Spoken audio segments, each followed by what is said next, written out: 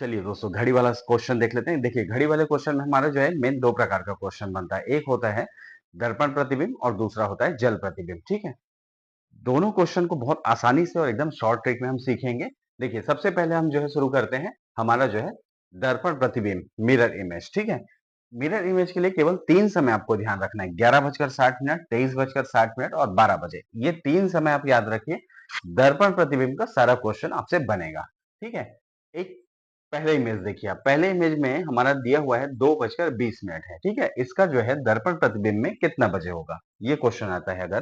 तो देखिए, 2:20 जो है 11:60 से कम है, तो हम इसको जो है 11:60 से घटाएंगे। ठीक है, 11:60 से घटाइए आप जो है 2:20 को, तो कितना आ जाएगा? ये हो जाएगा 40 हमारा, और 11 में से 2 घटाएंगे तो 9 हो जाएगा। ठीक है, तो इसका दर्पण प्रतिबिंब में कितना समय होता रहेगा? 9:40। ठीक है, अगला कंडीशन देखिए, अगर घड़ी में हमारा 12:15 हो रहा है, तो जो है इसका दर्पण प्रतिबिंब में समय कितना होगा? अब देखिए, 12:15 जो है 11:60 से तो नहीं घटेगा। अब क्या करेंगे, इसको हम 23:60 से घटाएंगे। ठीक है, 23:60 से घटाइए आप जो है 12:15 को, तो कितना आ जाएगा हमारा? 60 में से 15 घटाइए तो 45 हो जाएगा, और 23 में से 12 घटाइए तो क्या हो जाएगा? 11। तो 11:45 इसका जो है दर्पण प्रतिबिंब में समय होगा।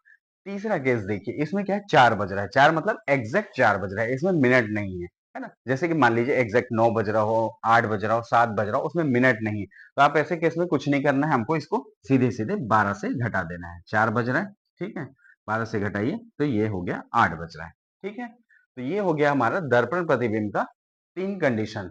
मेनली यही क्वेश्चन आएंगे, इसी प्रकार से क्वेश्चन आएंगे, और आपको इन्हीं समय में से घटाना है। अगर 11:60 से कम समय दिया हुआ है तो आपको 11:60 से घटाना है, उससे ज्यादा हो रहा है तो 23:60 से घटाना है, और एग्जैक्ट समय दिया हो तो 12 बजे से घटाना है। ठीक है, यहाँ तक का कॉन्सेप्ट क्लियर हो गया होगा।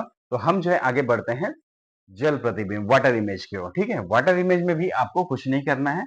इसमें भी तीन समय होते हैं। ठीक है, यहाँ पर 11:60, 23:60 और 12 बजे था दर्पण प्रतिबिंब में। अब देखिए, हमारा जो है जल प्रतिबिंब में समय क्या हो जाएगा आपका? जल प्रतिबिंब में 6:30 और 18:30। ठीक है, 6:30 और 18:30, और ये 12 जो है एज इट इज रहेगा।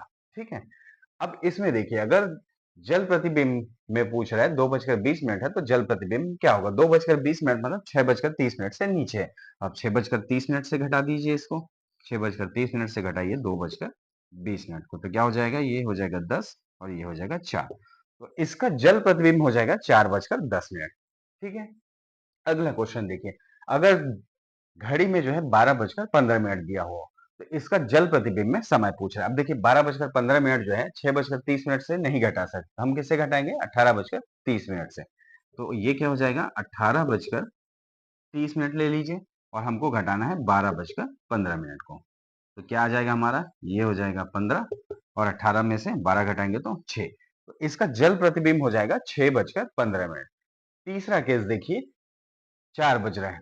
अब ये जो है दर्पण प्रतिबिंब और जल प्रतिबिंब दोनों के लिए सेम हो जाएगा। 4 बज रहा है, आप सीधे सीधे 12 से घटा दीजिए, 12 से घटाइए 4 को, कितना हो जाएगा? 8। तो इसका जल प्रतिबिंब हो जाएगा 8 बज रहा है। ठीक है, दोनों केस में आप एकदम क्लियर रखिए, केवल तीन समय को आपको ध्यान में रखना है। ठीक है, अगर दर्पण प्रतिबिंब की बात आती है तो हमको 11:60, 23:60 और 12 बजे कॉमन रहेगा दोनों में, ये समय याद रखना है। अगर जल प्रतिबिंब की बात करते हैं, जल प्रतिबिंब में आपको तीन समय फिर से याद करना है। एक हो गया 6:30, दूसरा हो गया 18:30, और तीसरा जो है सेम 12 बजे।